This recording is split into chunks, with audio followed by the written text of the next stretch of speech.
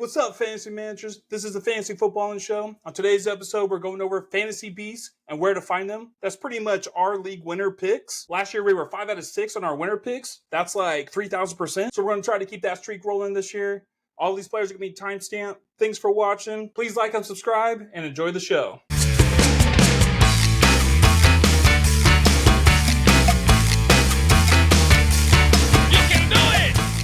Hey, what's up, fantasy people? This is Tyler, Big Turd Ward, and Jason, the lucky bastard Ethan Wolf, coming at you live from the West Coast. And this is a Fantasy Footballing Show. Today's episode, we're going to be going over our fantasy beasts and where to find them. That is our league winner show. So, we thought to ourselves, what are players that we are targeting on every single draft? What players do we think that can take the next level and win you a championship? Jason, we were 5 for 6. I think you mentioned that in the intro last season. So real quick, before we get into the news, our picks last year, Jason, was 3 for 3. Amon-Ra St. Brown, number 1.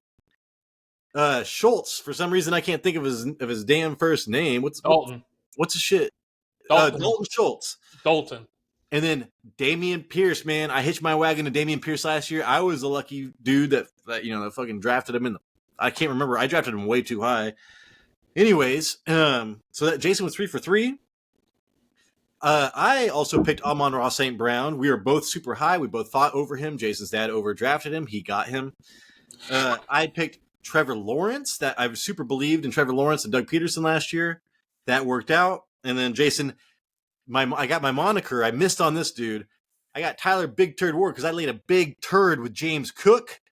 I might have been a year too early because if you see everything about James Cook this season, it's like pointing up, but everything in my brain says, do not endorse him. Do not endorse him. You did it last year. Yeah. So that's where we are on that. So pay attention to these because if we're 5 for 6 this year, dude, we've got some players for you that will win you a championship. Jason, before we get into all that, you want to tell the public how they can help this show? Yeah, if you guys made it this far, if you could please hit the subscribe, press the like. We like the likes. Leave us a comment. Let us know how you feel about our fantasy beasts. If you like listening to the radio, we're also on Spotify. Check us out at the Fantasy Footballing Show. And if your name is Wes McDonald, thanks for running me to the ground, making me throw up and never try out for soccer again, dude. Shout out. All right, Jason, Teron Armstead. News and notes. First thing on the news. We talked about this 1,000 times, because Miami can be amazing, but they rely on Teron Armstead so much. He was like the Pro Bowl, left tackle or whatever for the Saints. Then for Miami, he's been protecting Tua. Dude, as soon as he went out last year, I was a Tua owner. Everybody got concussions, dude. Remember that show we had? Concussion for you, concussion for you, concussion for you. Yeah. So anyways, he got rolled up on, and now he doesn't know if he's not going to be, he thinks he's hoping to be ready for the first season game, Jason. And so that is terrible for all Dolphins involved. Well, apparently he he does not need surgery, which is a plus. That's every time you see carted off the field with apparent leg injury, that's always like the worst thing you want to see on the news ticker. So could have been worse. Speaking of injury, J.K. Dobbins next participated in team drills on today. First time in training camp, dude, and I was super fucking high on Dobbins coming into the year, Jason, and then it was all this injury talk. Dude, the Ravens have like a top 5 offensive line. They just got Clowney for their defense. Dude, if J.K. Dobbins is playing and healthy for the start of the season, I am definitely targeting him in drafts. See, we don't even know if it was because of an injury, too. He was, if you go look at the notes, he was on the PUP list for undisclosed reasons. So he could have just been, there was also rumors he was on there to save himself from injury so he could get paid later. Don't blame him now, dude. Yeah. Jason, Justin Fields is not going to be playing tomorrow, and that is a big kind of shitty thing for us because we wanted to see him throw to DJ. All he did was throw a screen to like DJ Moore and a dump pass to Herbert, and that was 2 huge touchdowns. I want to see what he looks like. We'll talk about him later on anyways. Brock Purdy, Jason, may play a series or 2 tomorrow. That is huge versus the Broncos. dude, Brock Purdy is a sleeper quarterback for me. I think he has a good chance to be a top 10 quarterback by the end of the season. So that is a big deal. We need to see how he's going to heal, plus all those interceptions he's been throwing. And then Jason, Kendre Miller participated in individual drills ever since he had his knee injury. That is important because we pushed him as a sleeper, and then he got injured the very next day. Yeah. And then, dude, Jason, we talked about this before. League winner, dude. I think this is a league winner, but he pulled his groin and he's coming back. Kenneth Walker, dude, has fallen down draft boards so much. If you look at the largest riser in ESPN drafts over the last week, it's like Charbonnet, dude. So Kenneth Walker is going so far down. I believe in Kenneth Walker. I believe he's a league winner if you get him at where he's going right now. But I do not want to put an injured player on this list. And then Jason, Javonte Williams expected to play 10 to 12 snaps tomorrow versus the 49ers. That's huge. You and I are both huge on P. Ryan. But, dude, we did not think that Javonte was going to be coming back this soon. I thought he was going to have to get his leg amputated. Yeah, dude. How bad he hurt it. And now he's probably going to be playing? Hopefully they got belts around there for, that tourniquet. They got that icy hot. Amon-Ra St. Brown will be out of practice of this week, and then he hopes to return next week. But still, dude, there's been so many injuries for the Lions wide receivers. I mean, Jameson Williams just pulled his hamstring. I know he's suspended and stuff, but at the same time, I think Gibbs' value is going up, and we need to monitor Amon-Ra St. Brown just because of we're pushing Goff. And then Jason, Breece Hall said Wednesday that he still is experiencing knee pain, knee soreness, and questions whether he can make certain cuts. That is the last thing I want to hear from somebody that I'm investing that high of a draft pick in before the league starts, dude. So I'm kind of like, I know it could kill me, but I am kind of like not going to draft Breece Hall anymore. I was kind of targeting him, but now I'm not. Yeah, you got the sore knee. Apparently Javonte Williams is Wolverine and Breece Hall is not because he's not rejuvenating fast enough. And then, they also got Dalvin Cook. So it's two scares there. Scare. And then lastly, Jason, Treylon Burke tore his LCL. It's something you don't really hear about. He's out multiple weeks. And I pushed him hard last season. I was kind of really liked him this season for the deep threat. I think DeAndre Hopkins is going to be that red zone, like middle routes type of guy. And so that's a big blow to Tannehill because he was kind of a sleeper quarterback as well. And so, Jason, getting straight into this, who is your fantasy beast? And where can we find him? One of my fantasy beasts is Rhamondre Stevenson. And you can find him around 4. And, early 4th, late 3rd. I feel like he's going to continue to drop. Before Ezekiel Elliott, I was seeing him in the early 3rd round. I really like this guy coming in this year. But he was a little bit, getting him in the late 2nd, early 3rd, that was still too much of a risk for me. Now the fact that he's getting pushed back a little bit, I do like it. He did average 12 points per game last year. He did have 200 carries last year, and you were kind of thinking he might get more than that. But now with Ezekiel Elliott there, I think he's going to round off again around 200 carries. Well, that's okay with me. I am not afraid of Ezekiel Elliott vulturing touchdowns. Rhamondre Stevenson last year, he had 6 touchdowns. 2 of them came within the 5-yard line on only 7 attempts inside the 5. That's not his game. He's not going to be the goal line dude. That's not his game. He's between the 20s. And between the 20s last year, he got 1,000 rushing yards. He averaged 5 yards per carry. And he had 69 receptions on 88 targets. That's what I like. I like those receptions. I like those targets out of the backfield. And this is why I really think he could benefit from that type of stat again for this upcoming year, because Devontae Parker is set to be the number 1 wide receiver for the Patriots, and that's kind of crazy to me. It's like, who? I feel like they don't really have anybody to throw the ball to. They also have the worst offensive line when it comes to pass blocking rate in the league. They're ranked 32nd. So I believe Rhamondre is going to be still involved in the passing game next year, because he's not going to have, Mac Jones, he's not going to have a lot of time to pass back there because the offensive line can't block. So he's going to do a lot of dump offs to Rhamondre Stevenson. who is first in juke rate percentage and ninth in breakaway percentage. So I really like him. He's going in around the fourth round now, which is like the beginning of the running back dead zone, which I like. So I've got a different take on this, Jason, because I think that he kind of suffered from the Austin Eckler effect last season. Joe Lombardi for, we talked about Kellen Moore going over there. Joe Lombardi for the Chargers, he was 31st in depth per target, and that's why Austin Eckler got all those dump-offs. Guess who was 32nd? It was the goddamn Patriots with the goddamn defensive coaches as offensive coordinators, which was insane. So it was super conservative. And now they're getting back to Bill O'Brien, and all reports out of camp is that we're getting back to what we saw Josh McDaniels do with Mac Jones his rookie season. Dude, he went to the Pro Bowl his rookie season. So I do think that the dump-offs are not going to be there as much, but I just think that the jump in points per game and opportunity.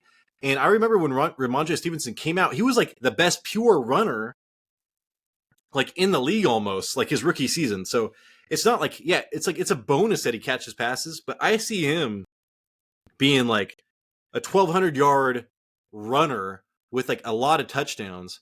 And, Ezekiel Elliott is going to be there. And I was almost excited about that because it's going to push Stevenson's values down. And we have not seen that yet.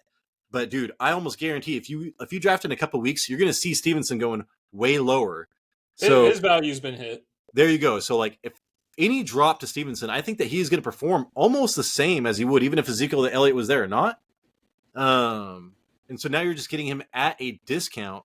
Dude, I love Rhamondre Stevenson. I actually love the Patriots offense this year. I think that they're going to surprise a lot of people. Hunter Henry, and we need to see who's going to be the next Jacoby Myers over there. I'm speechless. Well, I'm being serious, dude. Like they changed the coordinators, and it's like as far as like the dump offs, like that the super value was on Rhamondre. I think that they are going to take a lot of that. I do think that he's going to be a top 10, pass receiving running back. But I think that he's going to be an amazing pure runner this year. That you're getting in the fourth round. Yeah, I mean, I think he could be a monster. Me too. I really like him. All right, Jason. I'm going to go with my most confident to my least confident. I'm going to go ADP, the highest ADP down to the lowest ADP. All right. I'm kind of doing kind of the same thing. I'm doing the same thing. Yeah, so anyways, Ridley Scott, he's my favorite director. Not really. I bet he made some cool shit. He's out of this world. It's like Aliens, and I don't know if he did Prometheus, but I like Prometheus. He did. There you go, dude. Blade Runner, the first one. I don't remember what the Blade Runner the second one was. I watched it, but I don't remember it. Anyways, Jason, Calvin Ridley got traded. Let me see. Oh, that's right. I've got notes on the internet, dude. I got that internet notes, man. So Calvin Ridley, ADP of 51. He has been up he's gone up 4 draft spots ADP in the last 7 days. Just because people are watching these videos of him in training camp, dude. They are freaking insane, dude. You know what? They are fucking insane, Jason.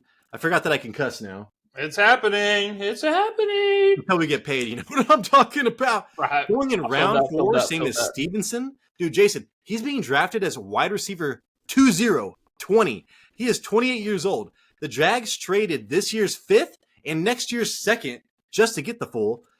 He is the easiest strength of schedule for wide receivers. The number one strength of schedule for wide receivers. Dude, the last 9 games, Jason, Trevor Lawrence was 2nd in completion percentage, 69.7%. He was 2nd in touchdown to interception ratio, 15 touchdowns to 2 interceptions.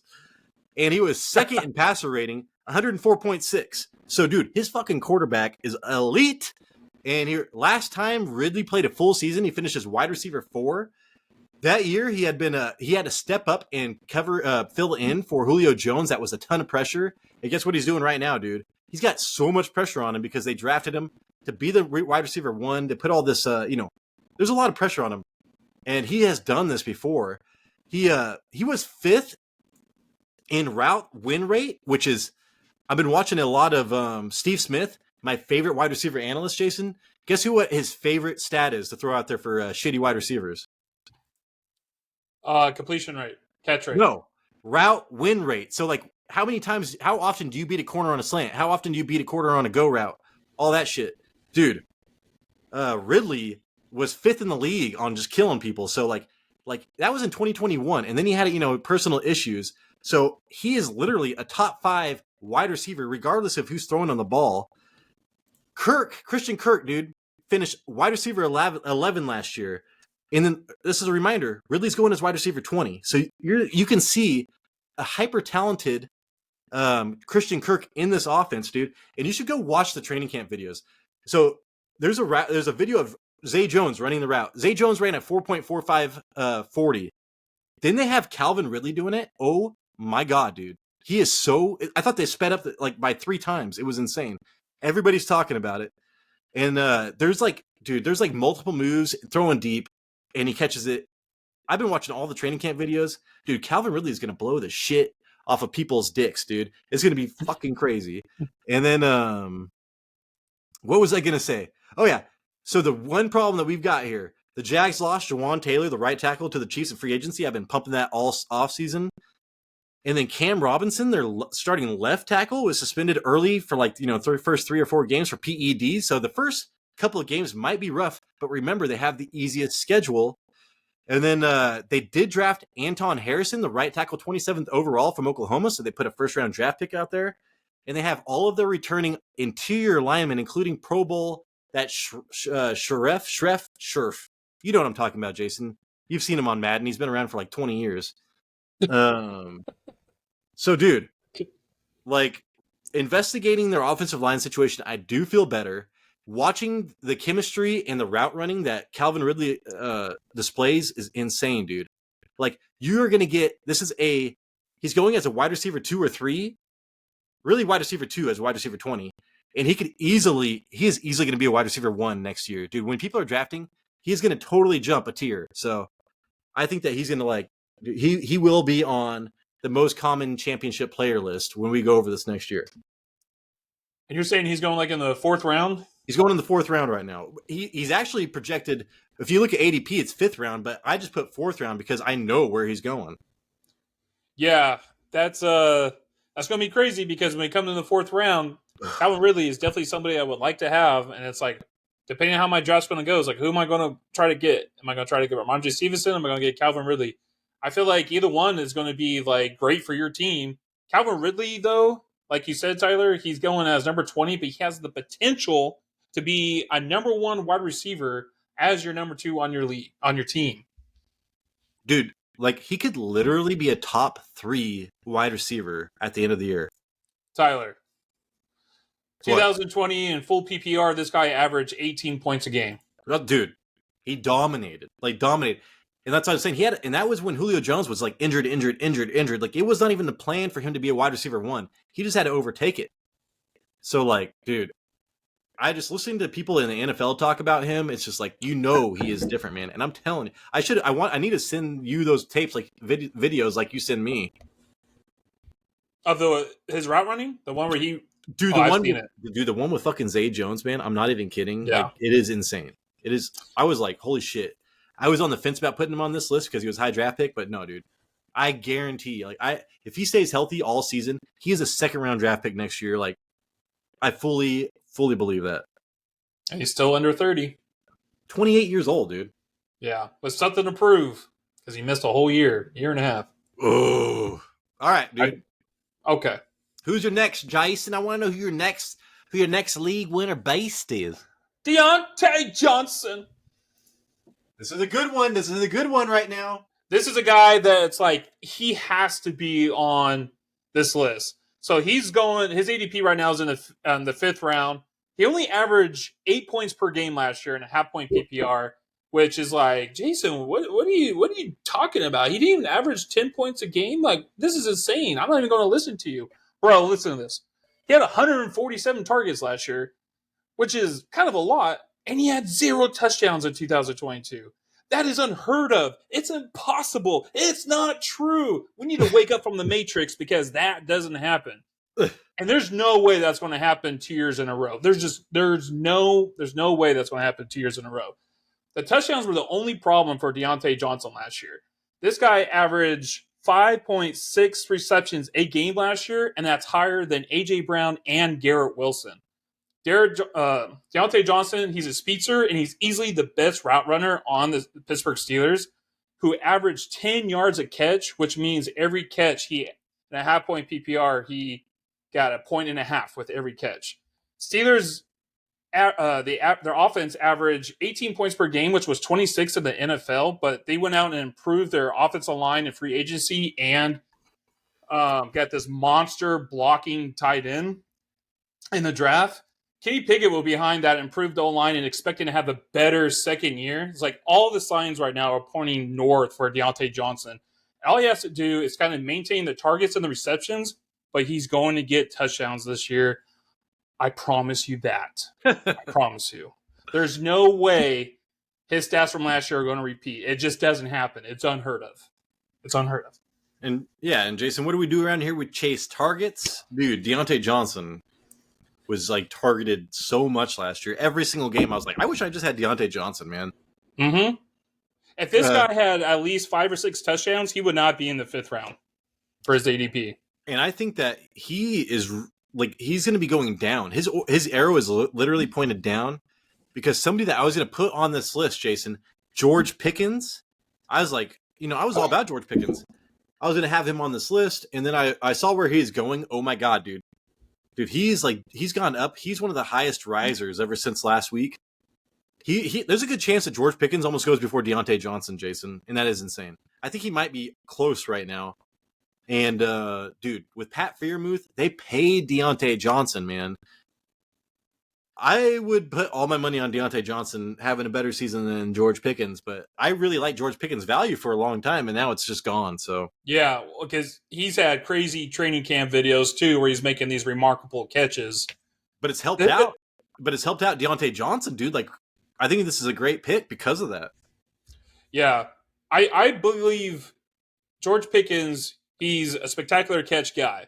He's going to make those catches, but Diontae Johnson is a better route runner. He's going to be open more, and he's a speedster. So I do see maybe the red zone more when it comes to Pat Freiermuth and Pickens, but I still see the same amount of targets. I still see the same amount of receptions, if not more. You never know. Their offense is going to improve.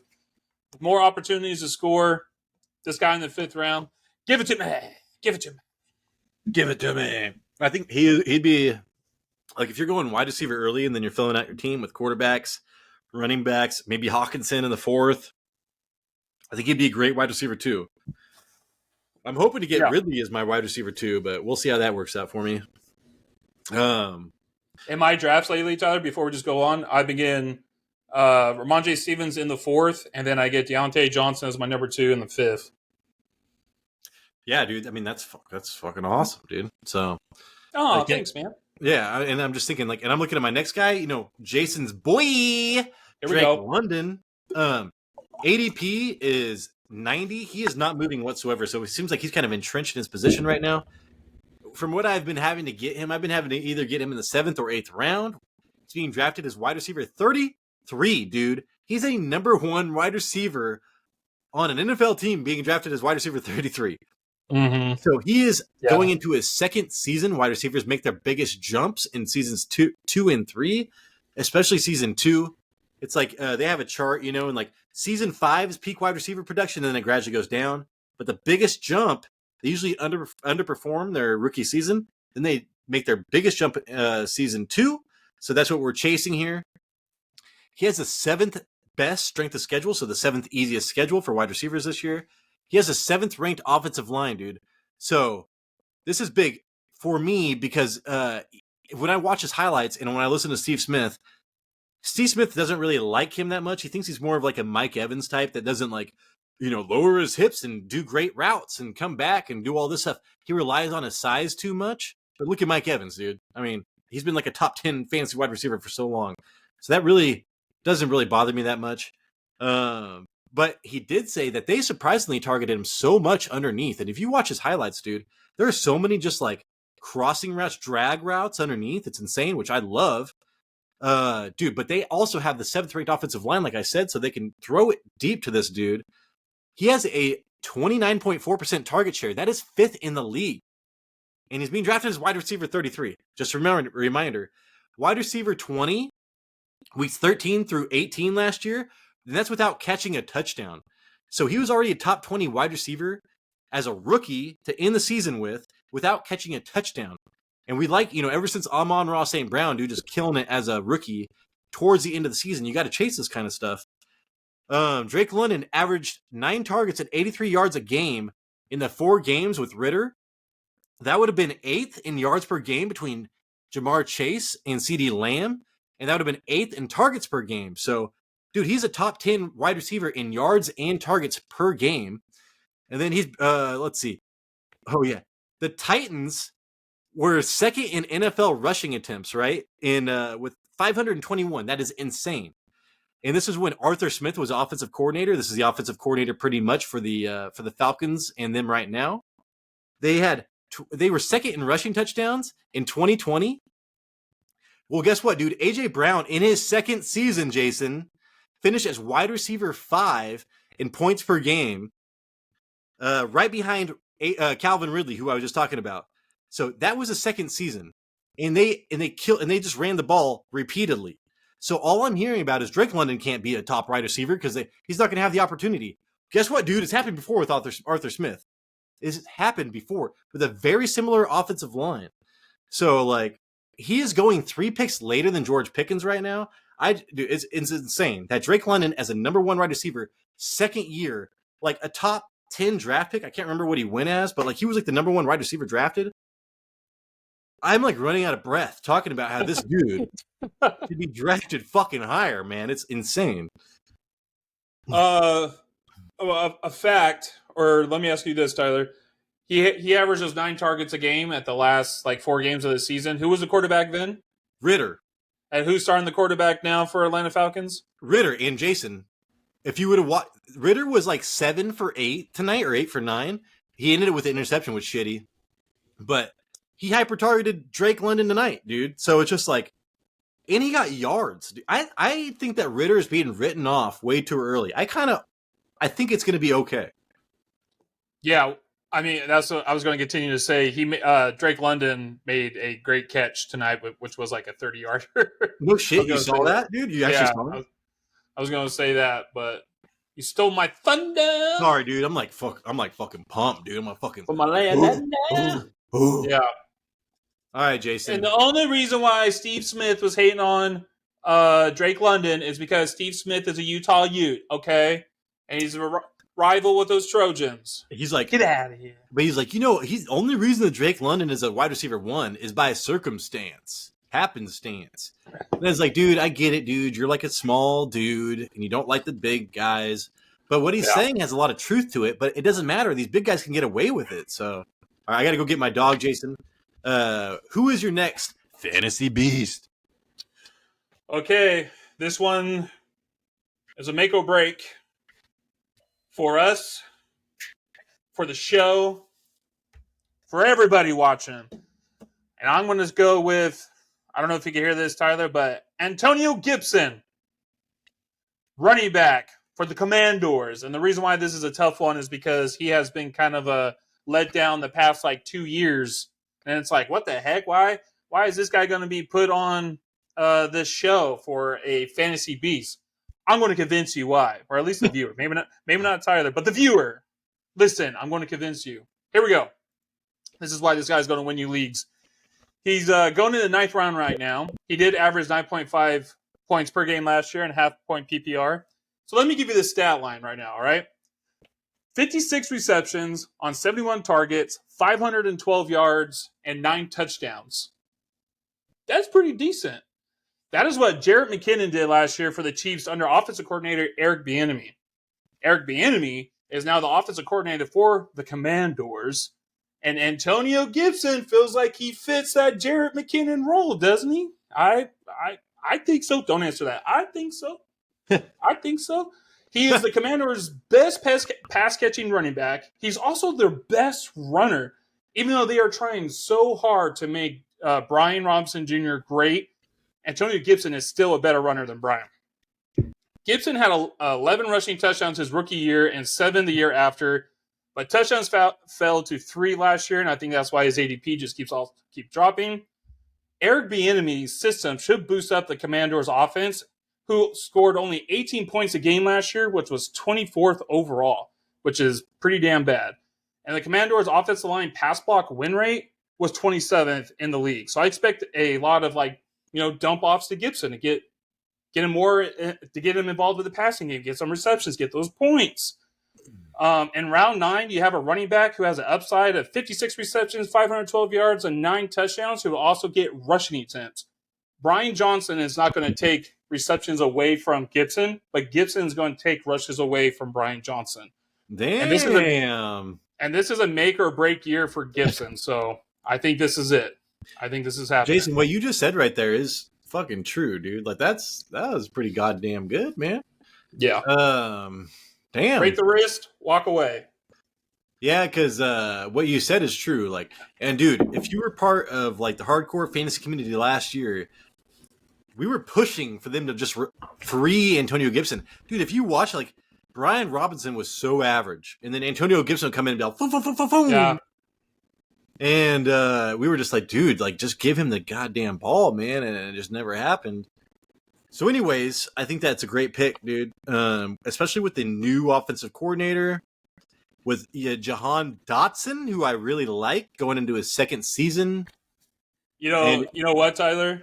It was a toss-up between Jahan Dotson or Antonio Gibson for my league winners. Dude, if Jahan Dotson didn't, if Curtis Samuel was not there, I would think, dude, I don't know, man. If he was the number 1 wide receiver, he would be a top 10 wide receiver for me, almost. Nah, I don't know, dude. Well, I love Jahan Dotson. I was so about him last season, but it's just like, dude, he's like the third option in that offense. Yeah, but he's going to score touchdowns like he did last year. He had 7 touchdowns, I think, last year, and like 35 catches. Sam Howell got picked as the starter going into the season now. I don't know if you heard that. Yeah, and that's fine with me. I don't mind him. So, Jason, those are your 3? How do you feel about your 3? I like him. So you have Antonio Gibson, who is probably your riskiest one. Yep, he's going to be my top guy, my MVP guy this year. There you go. Then you have Diontae Johnson, who is like guaranteed to outperform his ADP. Like, that's a sweet pick. He's in RB dead zone. Yep. And then you have Rhamondre Stevenson, who is on arrows pointing down. But like Jason and I said, this is the time to buy. When everybody's selling, you want to buy. That's what Frank Reynolds says, I think. And so yeah. Anyways, I'm just like I'm being serious. Like, I think those are 3 really good picks, man. Like, I would be totally happy with all of those people on my team. Diontae Johnson as my second wide receiver, I'd be totally fine with. If he was my third, I'd be like, oh my god, I'd be so happy. The ultimate flex. Jason, you don't know who my last one is, do you? If I had to guess, it would be Javonte Williams.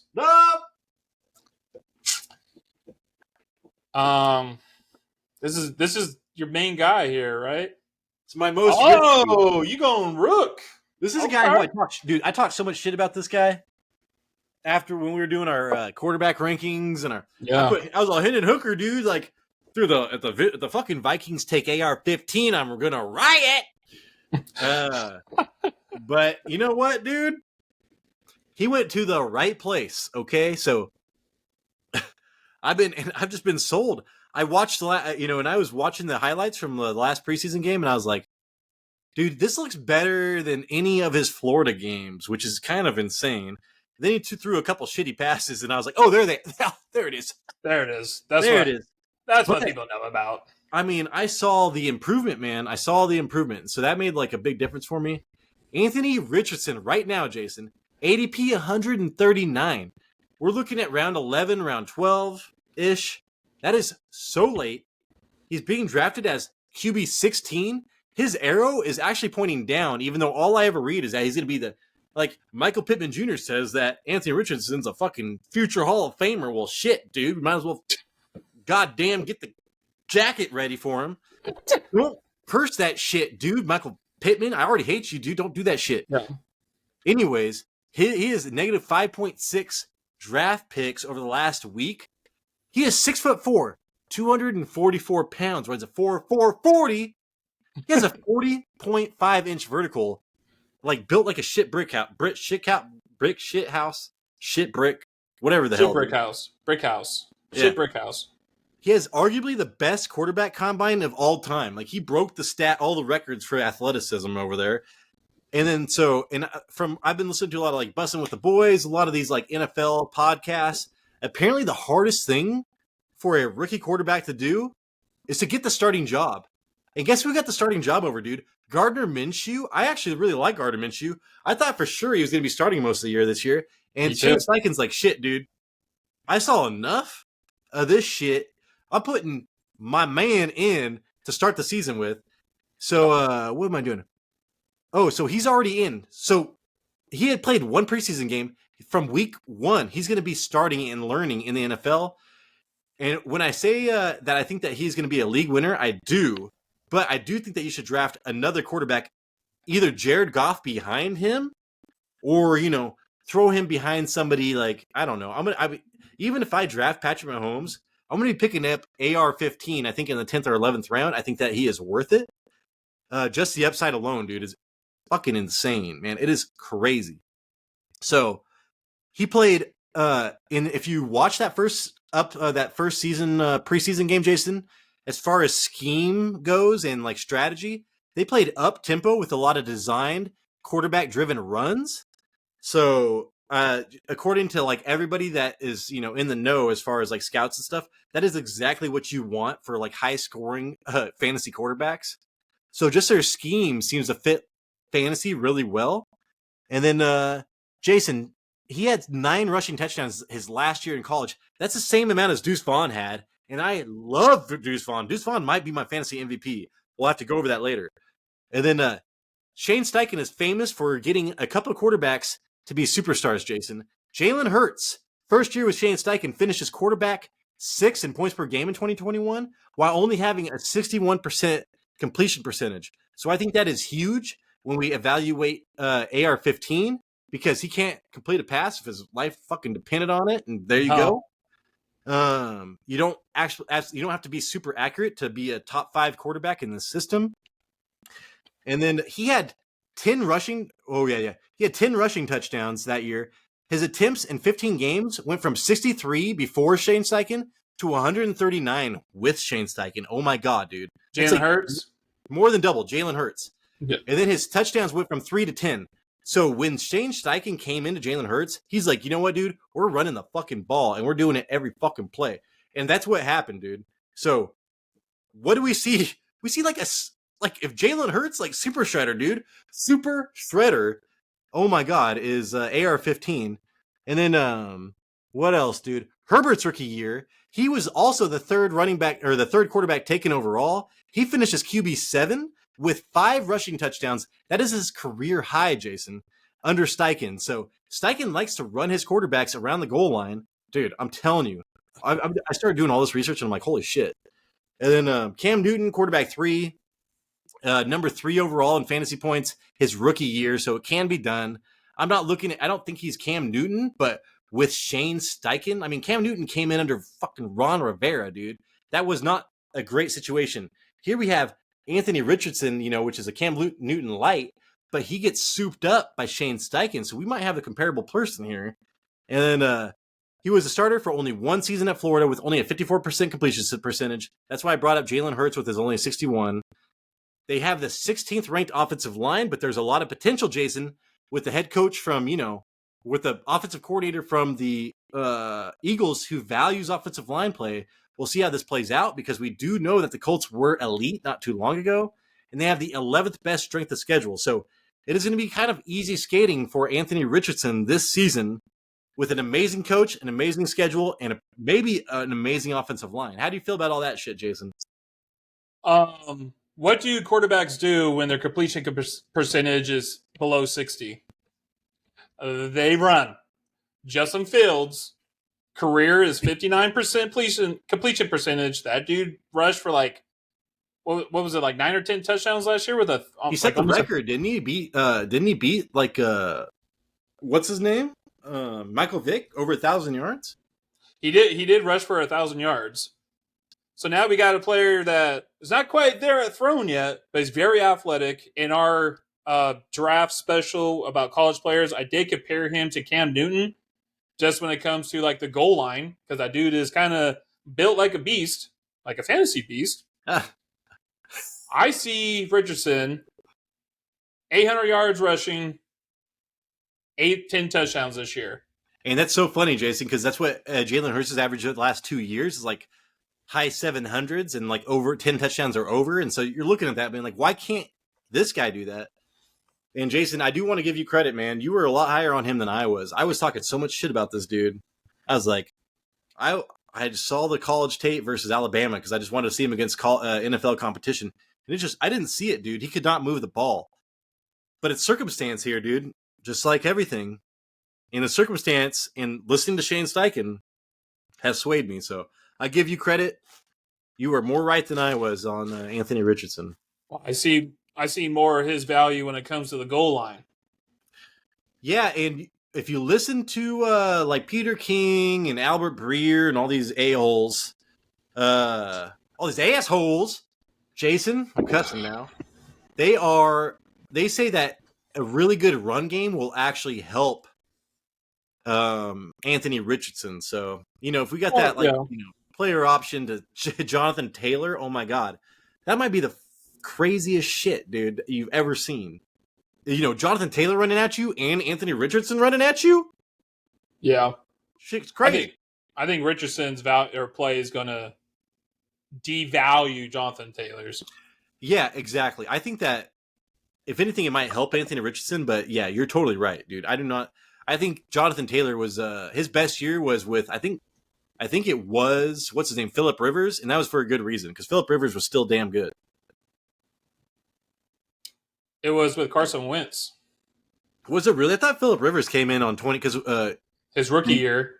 Yeah, but 2020 because remember he was the number 1 overall draft pick in 2022. So I thought in 2021 he killed it. He killed it in he killed it his rookie year, which was what, 2020?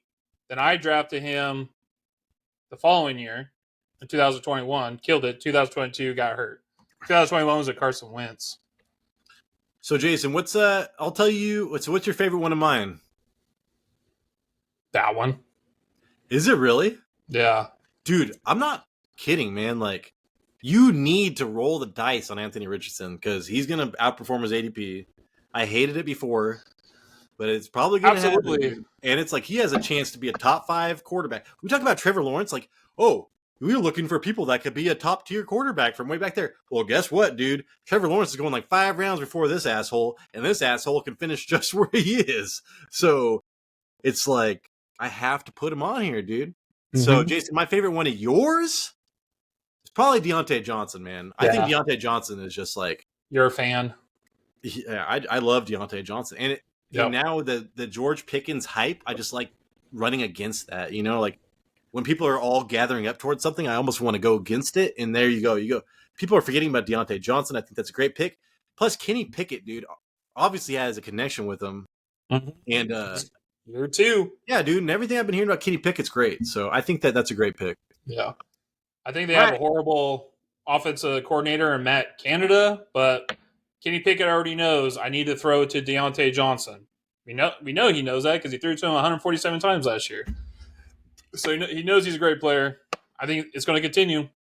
This year we're going to get touchdowns, though. It's going to happen. And I would say, dude, there's a good chance that George Pickens is going to be behind Pat Freiermuth and behind Diontae Johnson and maybe even behind Najee Harris as far as targets and receptions. Yeah. Like, there's a good chance of that. So talk about George Pickens, I can see him having like 30 to 40 less receptions than Diontae Johnson, but maybe the same amount of touchdowns because he's going to be that guy that he's going to have that one game. He's going to get you 3 receptions, 60 yards, and 1 touchdown. It's like a Mike Williams without a Justin Herbert and stays healthy. Almost, you know what I'm Yeah. saying? It's just like That's good. And Keenan Allen as the Diontae Johnson. Like I much value Keenan Allen. Yeah. He gets the targets. The targets. Do it now. Do it. Hey, where's this from, Tyler? Babies! They're babies! Baby Geniuses 2004. What the fuck is Super that? Shredder. Oh, is it really? Dude, no shit. Are you talking about like the Ninja the Turtles. original? Like the original from the 90s? Yeah, when they grew those like turtle and whatever it was. The and they were, snapping turtle and the wolf. yeah, but they were like kids, even though they were like just big kids, and he goes, babies! They're babies! They're like, don't worry, they're gonna be badass. Yeah. Shredder, they're gonna be badass soon, okay? Yeah. You know who played him? Is it the guy from Mortal Kombat? Whoa. It was Super Shredder, like he came through the fucking pier in the ocean. Kevin Nash. Dude, good job. Kevin Did Nash, you look it up? yeah. Did you look it up?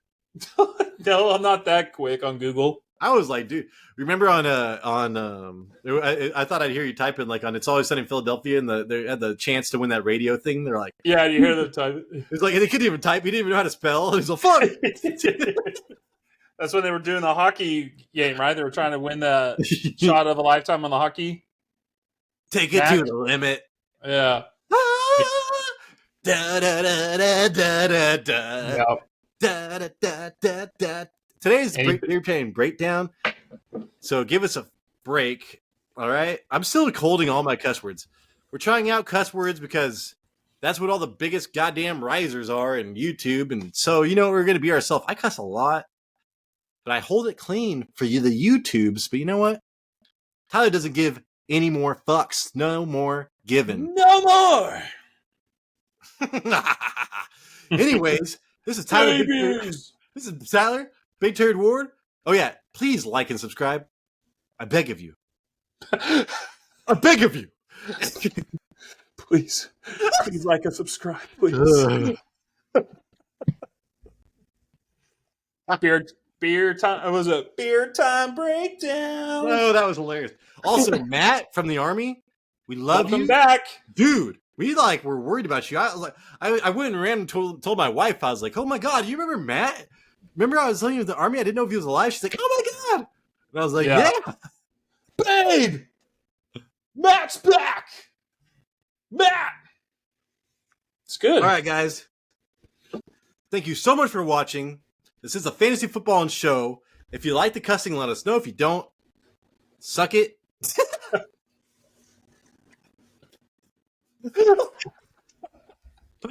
And hey, this is Tyler Big Turd Ward and Jason, the lucky bastard Ethan Walt, and I appreciate you. Deuces.